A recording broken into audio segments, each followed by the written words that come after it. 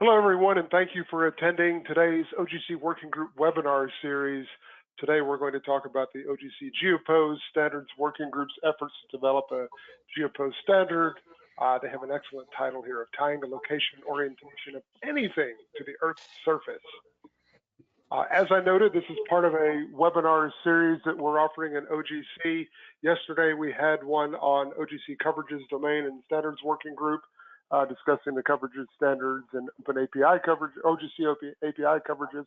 We also held a number of webinars back in June of 2020 of other topics. You can find all of those on ogc.org/webinars. These webinars are recorded, so you can go back and listen to recordings of older webinars. You can also contact me, Scott Simmons, head of the OGC Standards Program, if you're looking for any slides or other information from presenters. I also want to invite you to attend the upcoming OGC member meeting. If you're members, you already know the drill about how to register. For others, go to ogcmeet.org, where you'll have an ability to register for the meeting and see what the agenda looks like, etc. There is a small fee for non-members to join. Please contact me if you have any questions about the upcoming meeting. Today, during this webinar, we'll take questions and answers through the GoToWebinar control panel. You'll see there's a little questions thing there where you can type your questions. I will moderate those questions. If some can be answered during the presentation by me, I will perhaps type those in and do so live. Otherwise, at the end of our presentations, I'll moderate these questions and ask them to the speakers on all of y'all's behalf. So please feel free to enter questions at any time. If you do enter questions early-ish in the presentation, if you wouldn't mind providing a little bit of context with either a slide number or referencing the speaker who made the statement you want to question, so that we can more easily track down the right person to answer for you. We have 4 esteemed speakers today for you. So each of these will be going in an order not quite the way I'll present them here. My apologies for that. We have Jan-Erik Vinje, Managing Director and Co-founder of the OpenXR Cloud. He also chairs the GeoPose Standards Working Group.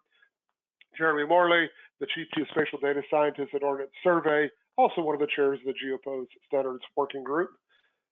Josh Lieberman, who's the director in OGC's innovation program and an expert on a whole lot of topics, has particular emphasis lately working in augmented reality and with the GeoPose folks.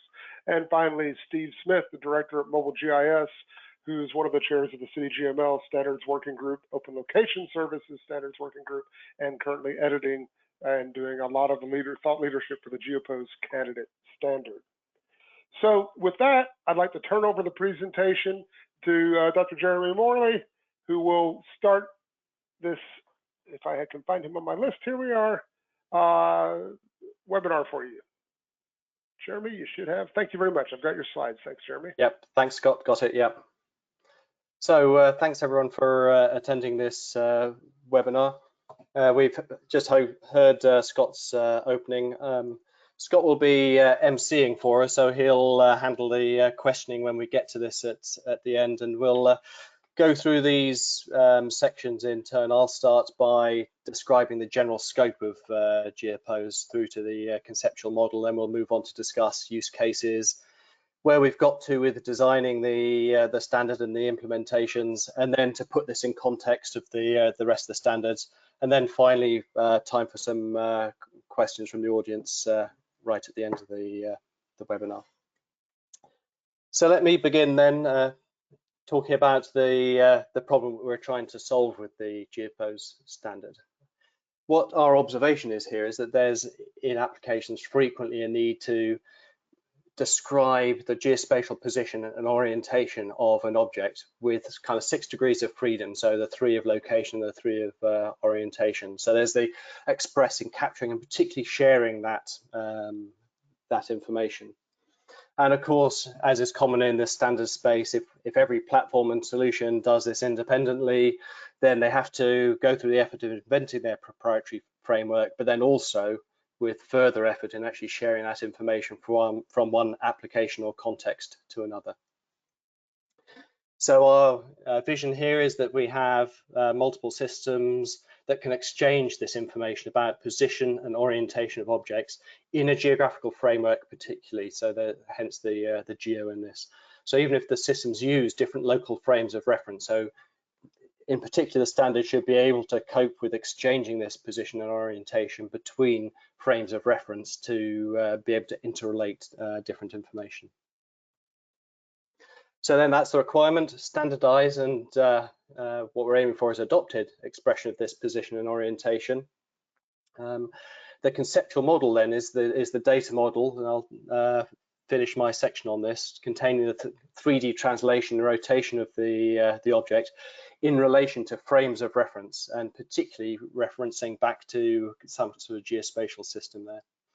And then the implementation that we'll come on to later in the webinar discusses the encoding, so exactly how to express that information from the model in data structures and so on. We'll describe where we've got to in our thinking about those implementations. So this figure here tries to illustrate what we're interested in here. So particularly you see the person on towards the left of the figure holding some sort of tablet device with an AR view of this robot arm on the right hand side, and particularly we may be interested in what's going on within the pincers at the end of the robot arm. So how do we relate what's going on in that robot arm pincers through to the view in the AR, so that particularly we can afford some sort of control from the device to the robot arm? And the conception here in GeoPose is that the pose of the arm and the pose of the tablet are related through a series of transformations from the tablet, maybe through the viewpoint of the observer person here to where they're stood, through some Cartesian frame of reference, which are the big axes right at the middle here, through to where the robot is situated in that frame, and then up through the joints of the arm to the pincers themselves and maybe an object within the pincers. And it's that relationship and the transformation between those frames of reference that allow us to relate the position and orientation of that tablet through to the position and orientation of the pincers of the robot. So that's fine, that would be fine. That sort of internal referencing is good if we're just relating, say, the tablets to the robot within that local space and the local Cartesian frame of reference. But then if we want to relate that to objects in the world and we want to bring in things from other systems, then probably we want to relate that back to the Earth and some geospatial reference frame. So probably our outermost frame of reference here is something to do with the Earth frame of reference. So then we have a link from the Cartesian frame of the local system out to the geospatial topocentric reference frame here. And so a lot of what you'll see in the implementation standards to come later in the webinar is about linking those frames of reference and the interlinking between these poses. So our conceptual definition here is that basically a pose captures the location and orientation of a real or possibly digital object. And the pose then has an associated frame transform chain. And this chain allows us to transform pose geometry from one component frame to another, okay? And from end to end through this chain of reference frames. A fixed pose then is particularly one where we can actually relate the poses back to some ephemeris object, so a spatial object whose location or orientation are externally defined. So that takes our kind of internally defined set of references in the transform chain and anchors them out to some exteriorly known location and orientation.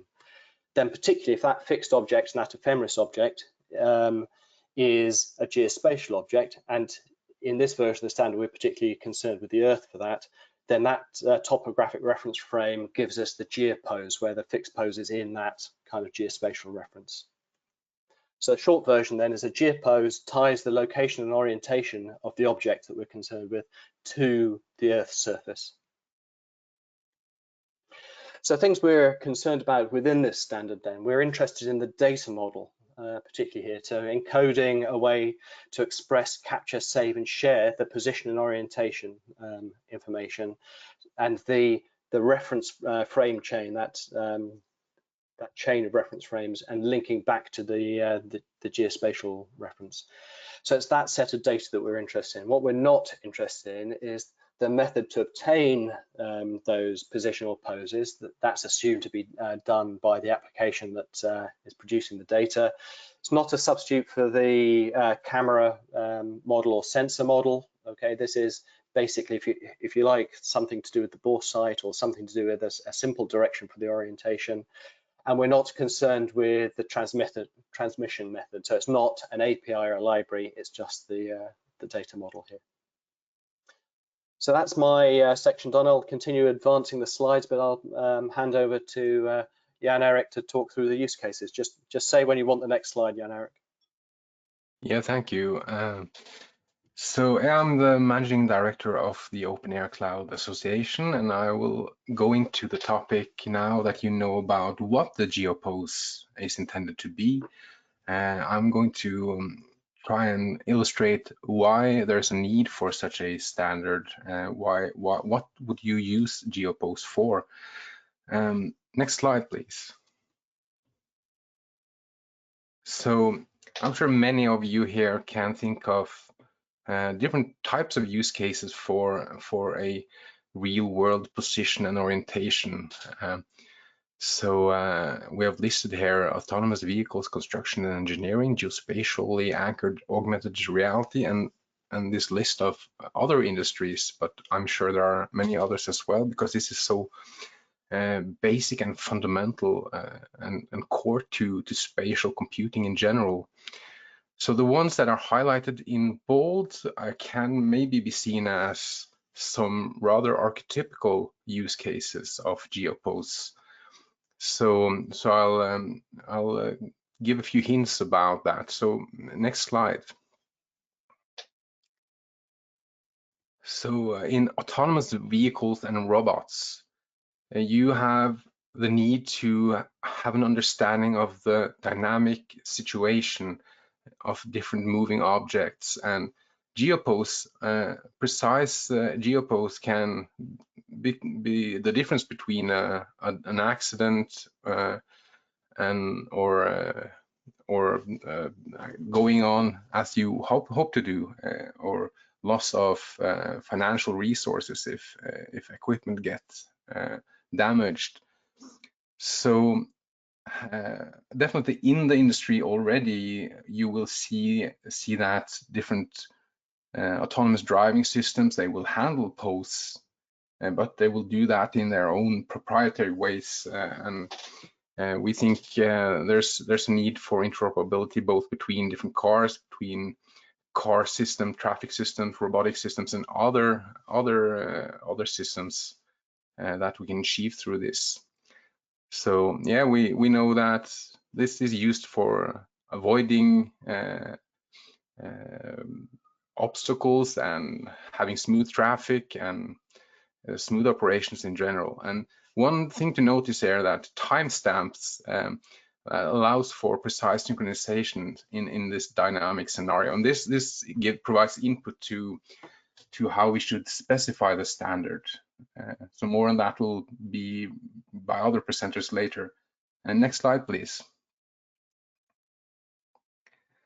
So very different kind of thing is when you are having very stationary objects like buildings and the built infrastructure, or when you're planning a building, or when you are doing geology, or anything that is tied to the Earth's surface on a fairly static way, and where you might want to have data that describes the position and orientation of things in the world for a long duration. And ironically, also in this case, timestamps can be a valuable thing to consider, because there are ways to calculate the movement of the Earth's surface over time. So registering a pose along with the timestamp might be helpful for multi-decades persistence of objects. Next slide, please. Oh, that was one too many. So I'm from the OpenXR cloud, and maybe some of you have read stuff like the Mirror World article that was on the cover of Wired magazine.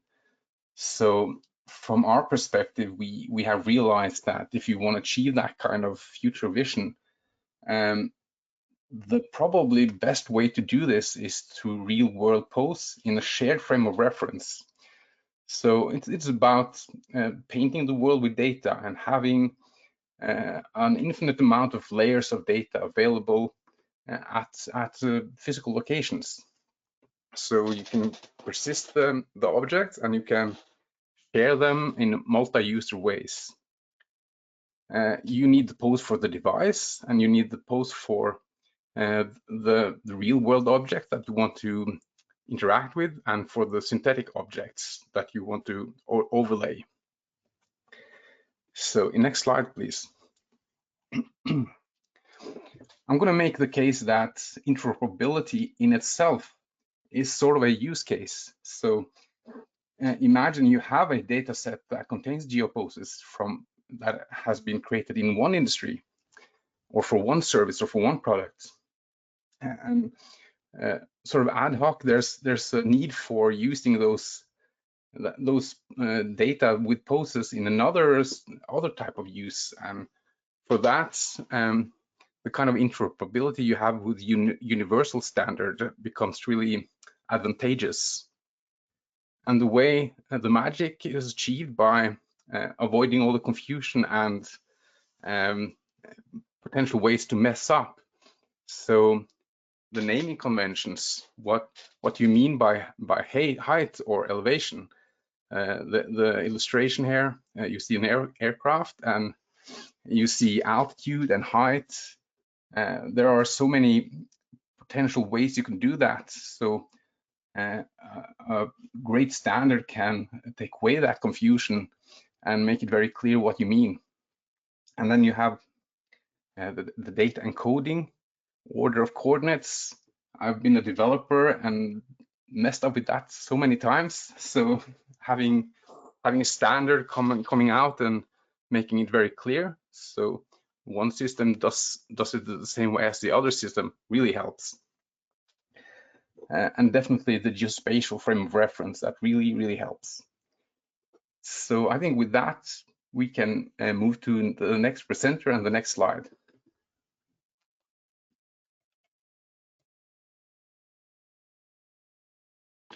Hi, I'm Steve Smith. I'm a director at Mobile GIS, a company that builds semantic models. Next, please.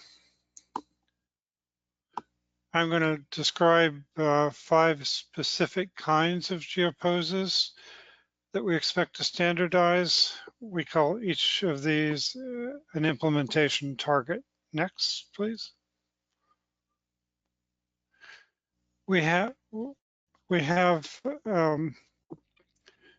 implementation targets define concrete implementations. These are data objects that applications would receive or data creators would create. Their characteristics are driven by the use cases, and they're the core normative part of the specification. It's the part of the specification that is the standardization. We've broken our specification of these implementation targets into an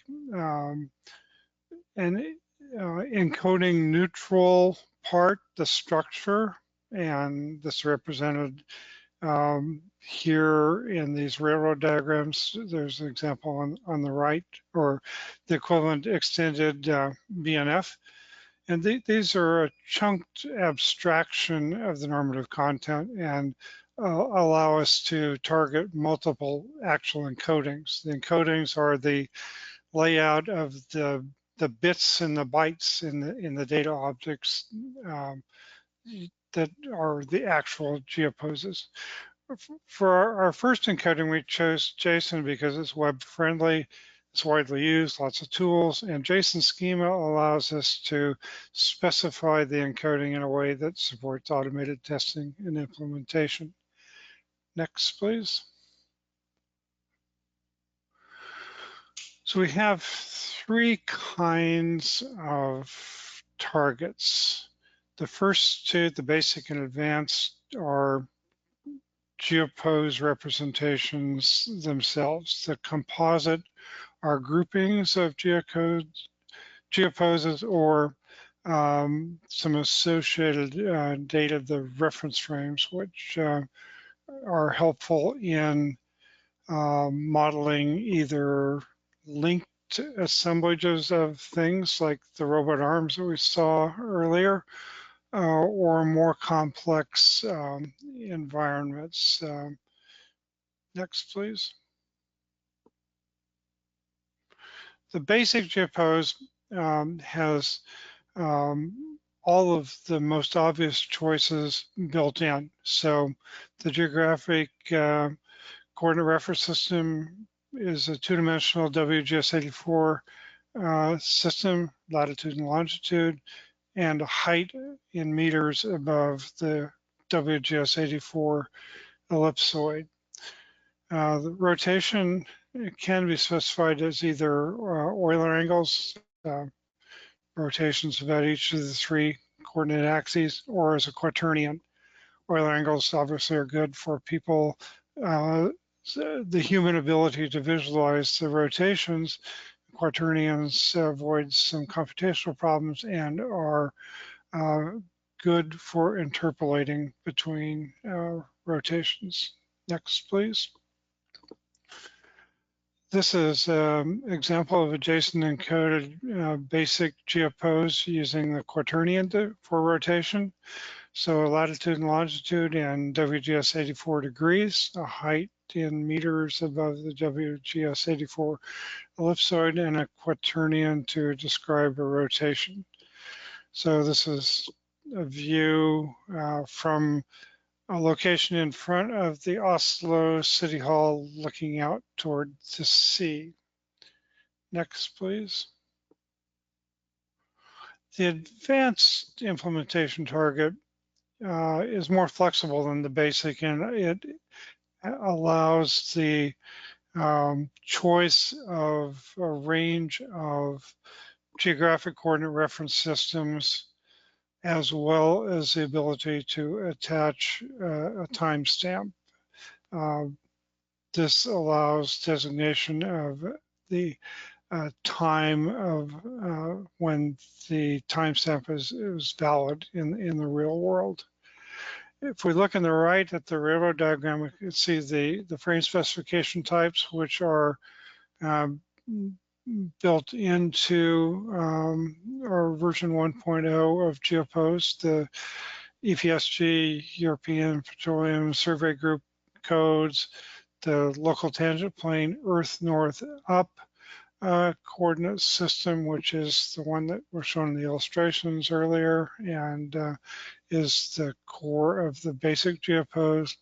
Lookout, which allows you to pick a point in an object of interest and define the orientation as the direction toward that point. Translation and rotation, as well as a general transformation matrix.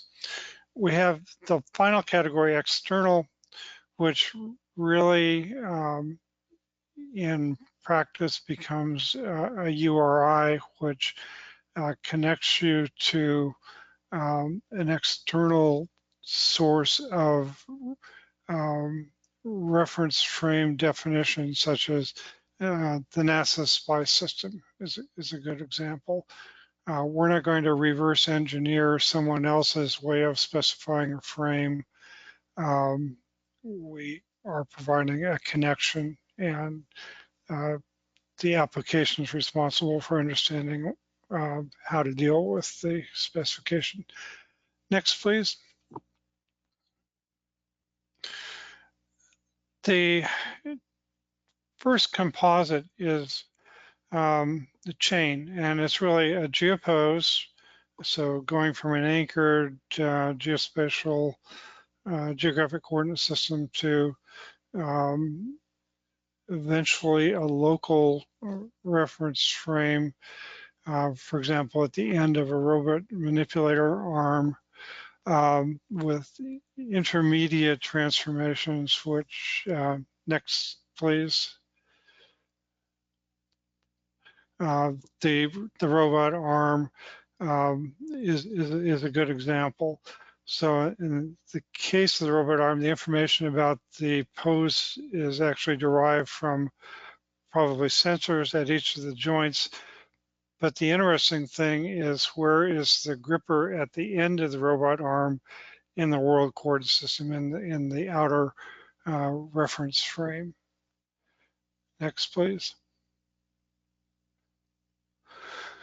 This is an example of a JSON encoded chain, 3 reference frames, a local tangent plane earth north up, 2 translation rotation specifications. This is the data for a view from the same point as in the basic example, but looking in the opposite direction toward the Oslo City Hall. Next, please. The graph is a more general linked structure which allows representing more complex environments. In the lower right is an example of a tree, which is a restricted kind of a graph, with the bones of a humanoid character. Even paths that have multiple, or graphs that have multiple paths from one node to another are possible, and we're discussing whether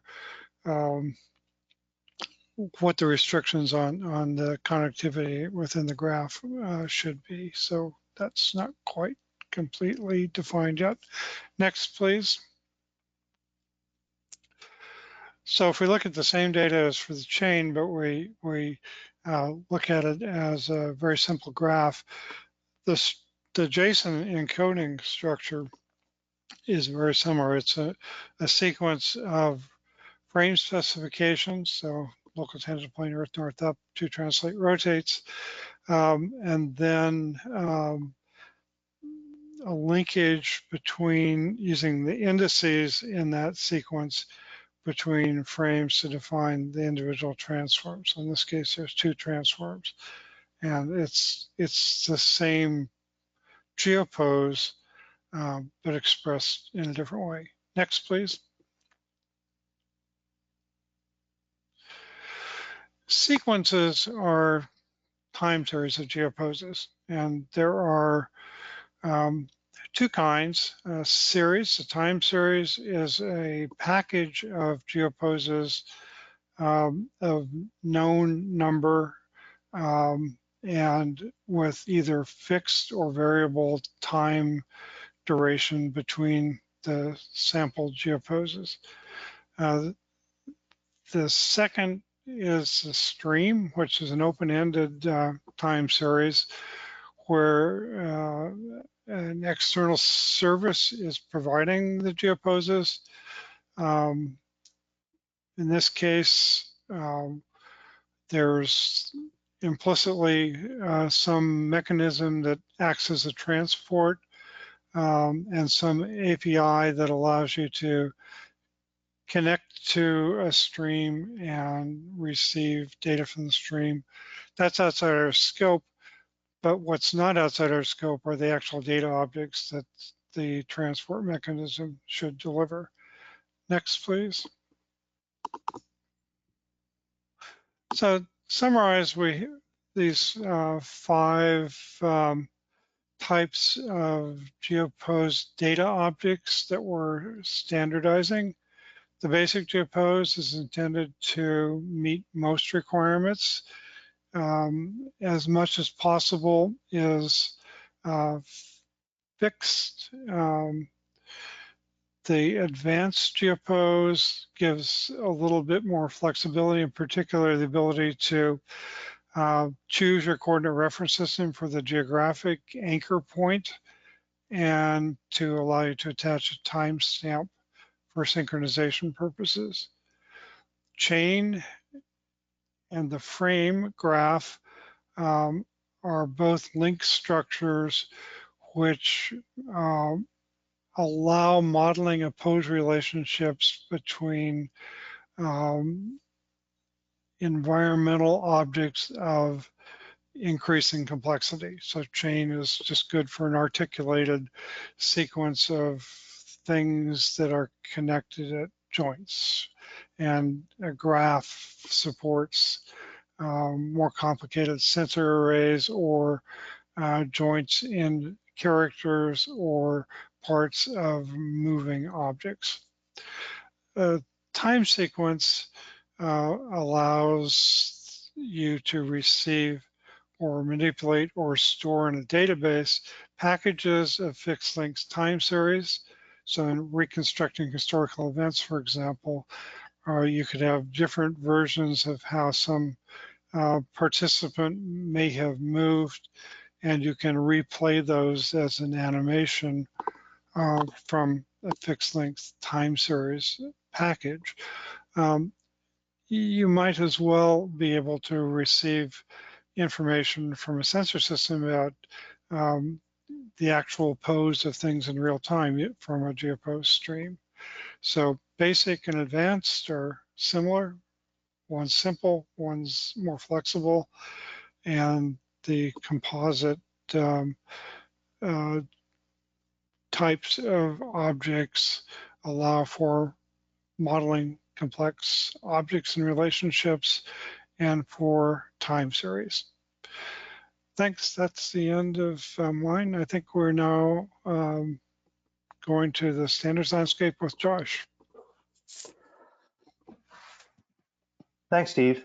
Yeah, so in terms of looking at a new standard such as GeoPose, there are important questions to ask and answer as far as other standards in the same space, or as we use here, landscape. And there are two parts to that question. One part is, where does the standard come from? And the other question is, why do we need another standard? So we always try to have an answer for that second question, and that's part of what I will be covering in this section.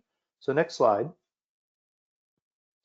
There are a lot of both existing and emerging standards for positioning and orientation information, and they cover different industries. Here's some of the industries where this information is used, such as aviation, planetary sciences, robotics, autonomous driving, the maritime industry. And they do cover both different operations and different domains. So they cover different scales of positioning. They are used for different purposes. They have to do with different information environments. So they may be more of a geographic information environment, more of a graphical environment.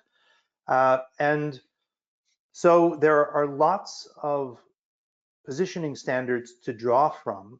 And so we can say there is good practice in the both expert and commercial and other domains for expressing the positioning and orientation of various kinds of entities.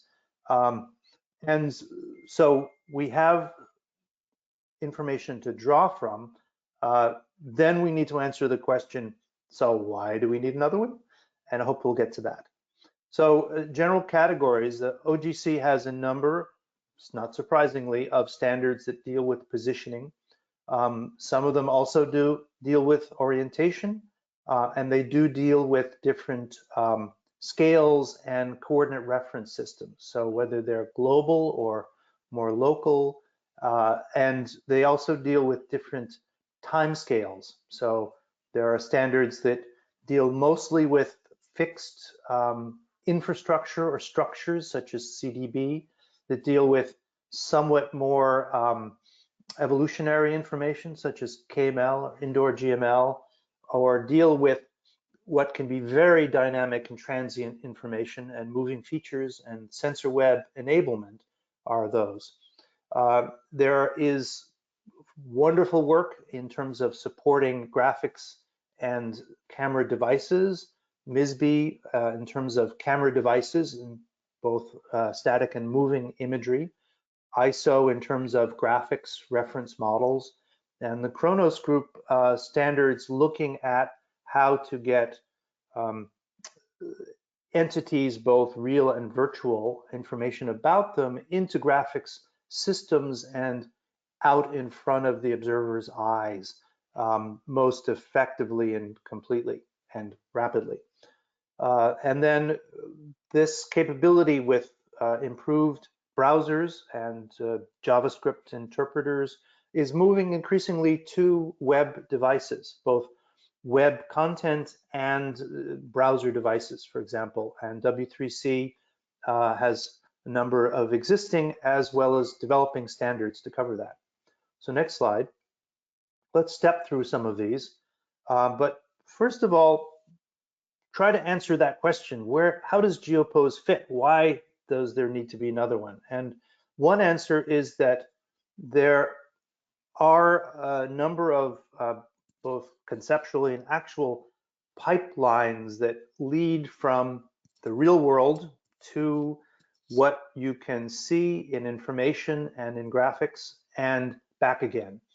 And a number of the sort of critical standards, I think, in helping those pipelines to be developed and to be interoperable with each other fit together. So there is this sense that you have a web capability that leads to some sort of a 2D camera frame, and there is a need for standard to get content from the web into that camera frame, and hopefully as fast enough so that this can be a mobile or interactive experience. And WebXR from W3C focuses in that direction. In order to get to that point, in real graphics systems, there is a need to locate information in a 3D stage or scene so that as your head moves or objects move within that stage, that the graphic systems can address that correctly and rapidly. And OpenXR focuses on that stage of what we call the pipeline. And then on the other side, there is work by OGC to deal with how do you actually sense these things? How do you model the camera that's letting you have a perspective and all the things that the camera is pointing at, where they are, whether the camera sees them, and how they should be transformed into this local 2 or 3D environment that hardware is helping you to work with. And that's sensor web enablement. That's really what lets you figure out, what is the sensor telling me really? And in between, there's this space. How do you get the location and orientation of anything from anywhere and get it from sensing into these interactive environments? And that's really where we see GeoPose posing, is to provide that connection.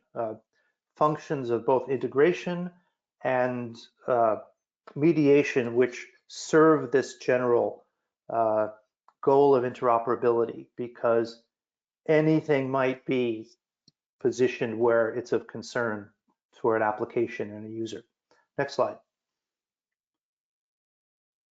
So one of our great inspirations, because it is able to cover any scale, including interplanetary and stellar, is the NASA SPICE system. And they have very serious problems looking at both these fixed, so we say ephemeris, meaning objects with predictable paths and locations, such as the planets and the sun, and objects which have changeable and sometimes need to be sensed, both locations in terms of their orbits and their orientations in terms of they have cameras, they have other mechanisms that what they're facing, what they're working with are equally important.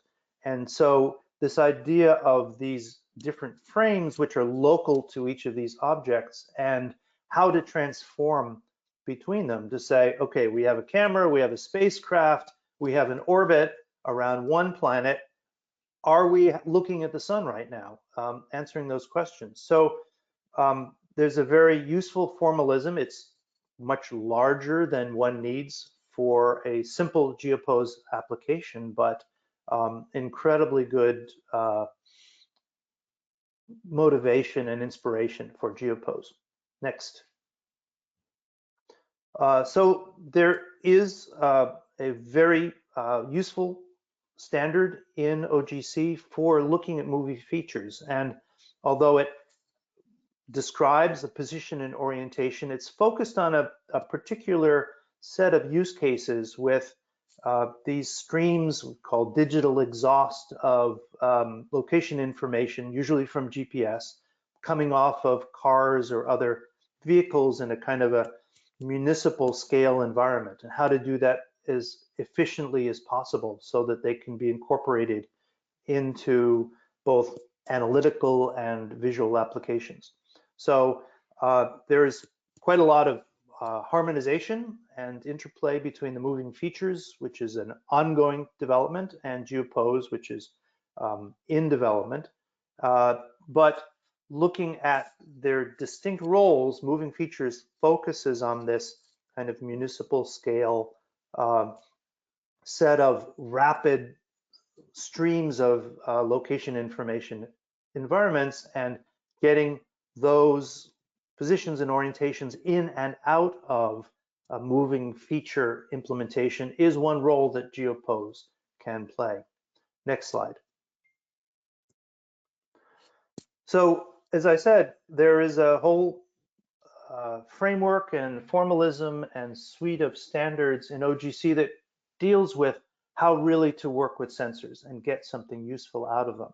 And on the right, there's a schematic of some of the workflows that are enabled in observations and measurements, are enabled in semantic sensor networks, services and encoding such as SWG common that let the output of sensors be correctly processed and utilized. And an important part of that is the model of the sensor. So what it is that translates from some stimulus, some phenomenon that has something that affects the sensor, to how that should be interpreted by a procedure as an observation.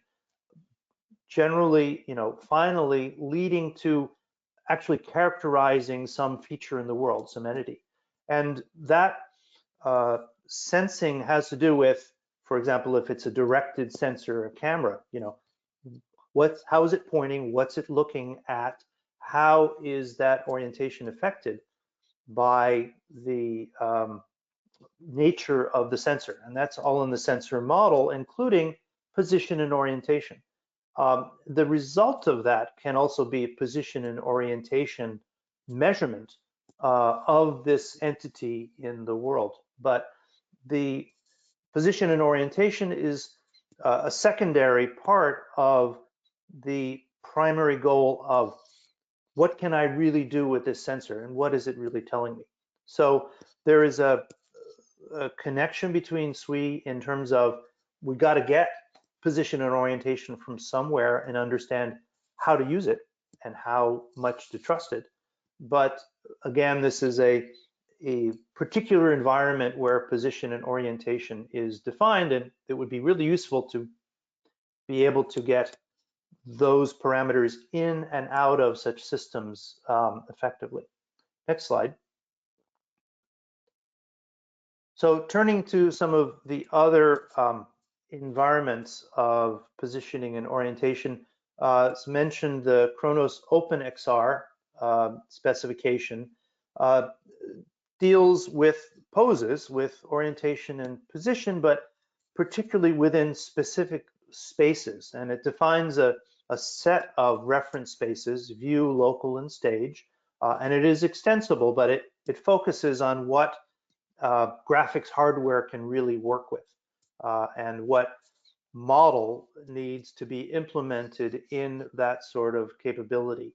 So this within a particular graphical system is very effective and can be done similarly due to the standard within different graphic systems, but bringing anything from anywhere is still a question. And so that's where GeoPose can plug in and be compatible with this sort of specification. Next slide. In getting down to the web and the web browser end of things, that's specifically moving from web content, so content which can occur in web pages and web resources, and appearing on the sort of end hardware that is web enabled, a browser or something more specialized, but which is native to web resources. And so this again has the problem of what is the content that should be compatible with this, and what information needs to be processed through the user's equipment, the services available on the web in order to bring anything from anywhere on the web, which represents anything from anywhere in the world, or which can be placed in the world from virtual definitions. And so again, this is a very close fit. Just this piece missing, which enables this thoroughgoing connection that could work. Next slide. So to summarize that, there are a number of very useful, very rigorous, very well-developed specifications and standards for position and orientation. What they don't really have is this connection of that 6 degrees of freedom information, which is really independent of whatever graphical system, application, scene, frame of reference, scale that is being defined, so that there is really this freedom, this interoperability of information across all of these different systems and domains. So we know that pose is essential for combining both physical and virtual elements into any of these experiential, so scenes or models that can be experienced by a user, by an actor, done for both simulation and awareness. And if you really want to cast a wide net and say, you know, wherever it is, if it's applicable to the physical space that I'm interested in, I want to be able to get it, then that requires geospatial positioning, that earth fixed positioning and orientation. So that serves as the common framework for any information. So that's the basis of the integration. And so putting those together, adding one more standard in the form of OGC GeoPose provides that usable common ground, both the geospatial expertise that OGC has cultivated with its members for many years now, and that use of the physical space as the most common denominator among all of these systems and representations. So that's what we're hoping this standard will be used for, and we look forward to inputs and experiences from all of you to make this a successful and continuously better product to make use of. That's all for me. Thank you. Great. Thank you very much, Josh. That was really, really excellent. And thanks to all of you presenters in total. This is an absolutely superb webinar and very much how we would like to run these webinars. You showed us not only how the candidate standard is envisioned to work, but what use cases it fulfills, and even more importantly, how it interrelates with other standards and practices in the community. We have lots of questions, so we will get through as many as we can. Thank you everyone online for questioning for us. I'll start with our first one received, and this is something earlier in the presentation that Steve was making. Is the concept of a chain like a scene graph?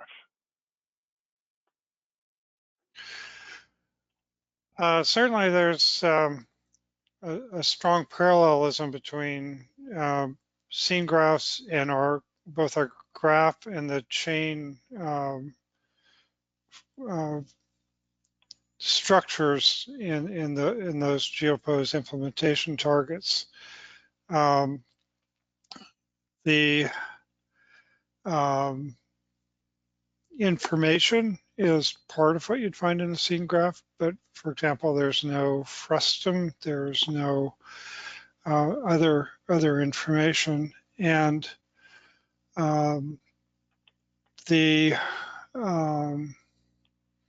well, simply put, I would say if you just look at the graph, because that's the more general structure, that there certainly is parallelism, but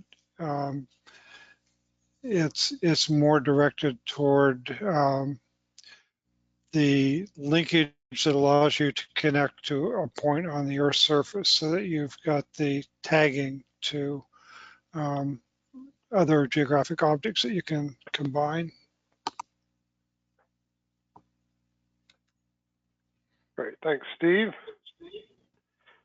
I would give a little bit extra to that, you know, there, as Steve said, there's very much an analogy, and the structure is parallel to a scene graph representation, but as he noted, it's likely that a frame graph will cover only those parts of a scene that need that connection to the fixed references.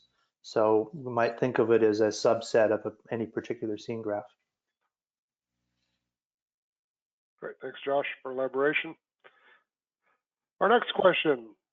Real-time measurement systems like computer vision trackers often have variable precision, and certainly they are relevant for use cases like rendering and augmented or virtual reality. How does GeoPose integrate into those scenarios?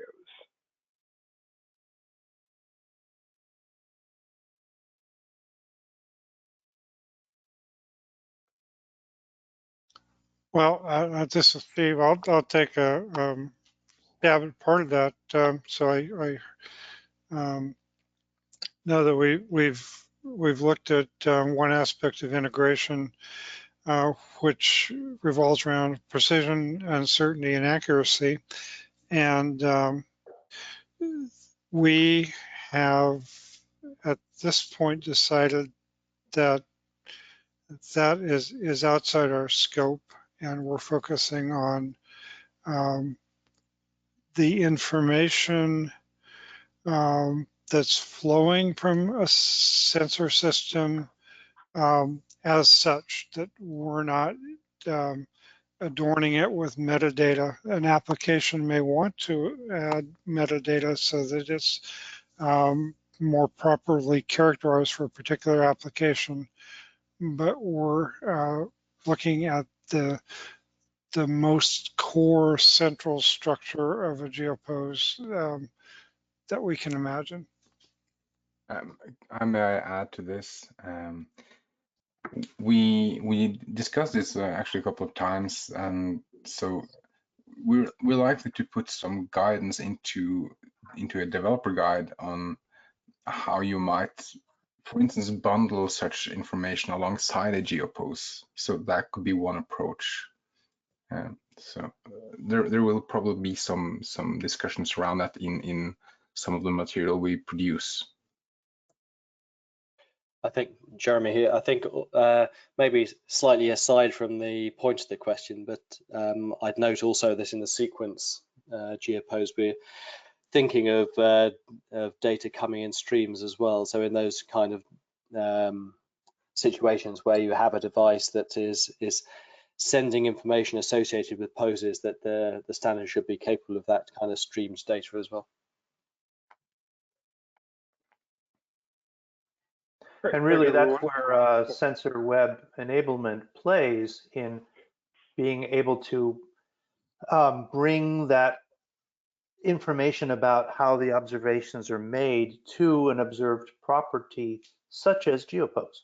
So extensions of the rather simple GeoPose that we've defined are likely to link back to that sort of formalism.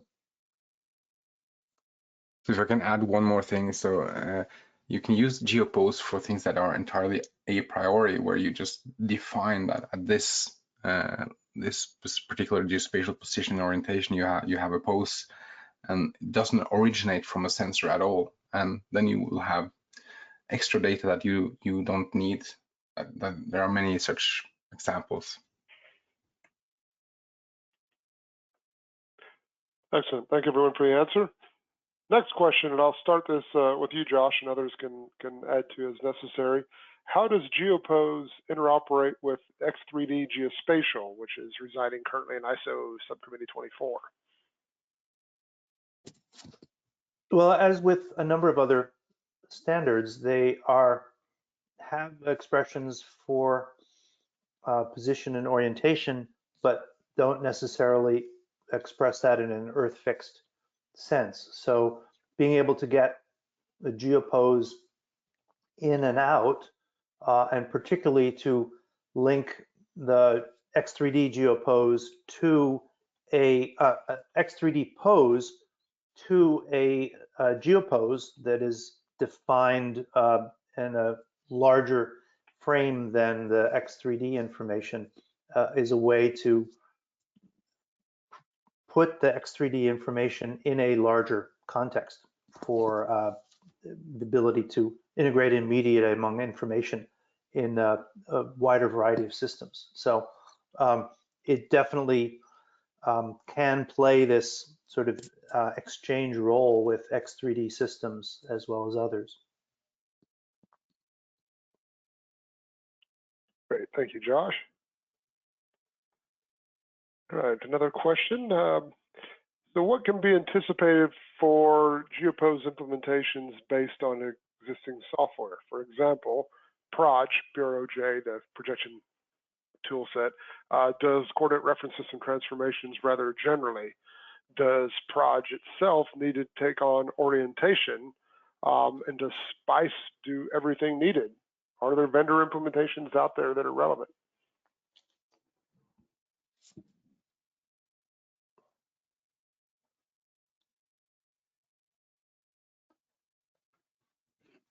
Quite a lot of, you go first, it's fine.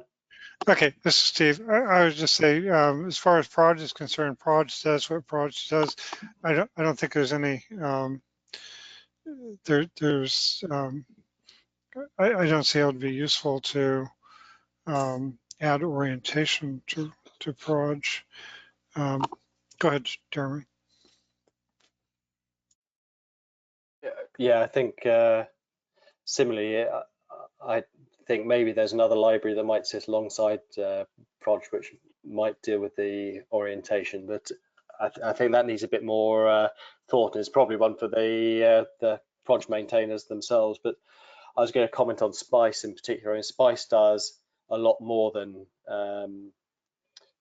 GeoPose does in dealing with ephemeris, and more to do with the cameras and so on as well. So you could represent, I think, most of what we're trying to get to in GeoPose with SPICE, but it comes with quite a big kind of overload of other stuff. And the idea in GeoPose, and the reason we have the different implementations, and particularly the basic one, is to try and have lightweight versions that you can add by moving up through the implementations, you can add the complexity you need. That if you want a really lightweight, fast application that is really just sharing kind of orientation and position, and you want to do that quickly and effectively, a background question might be, why is the basic thing using WGS84? Well, it's widely used, it's quick to transfer. If you want to start being a bit more specific, then you reach for the advanced and so on up the chain of the different implementation types. So one thing we have in mind is to try and keep this as compact as possible. And I think, so Spice gives lots of great capabilities, but is large. Fantastic. Thank you very much for the answers. And everyone, I'm afraid we're out of time. This has been a really excellent webinar. Good questions. Thanks for your answers, everyone. Just to remind everyone, this webinar recording is available, so you can download it from ogc.org/webinars to view again. And please contact me or any of our speakers if you're interested in copies of slides or other information and follow-up. So again, thank you everyone for attending today. We'll have another series of webinars coming after our upcoming member meeting, so stay tuned on the OGC website for that information. Thanks all. Goodbye.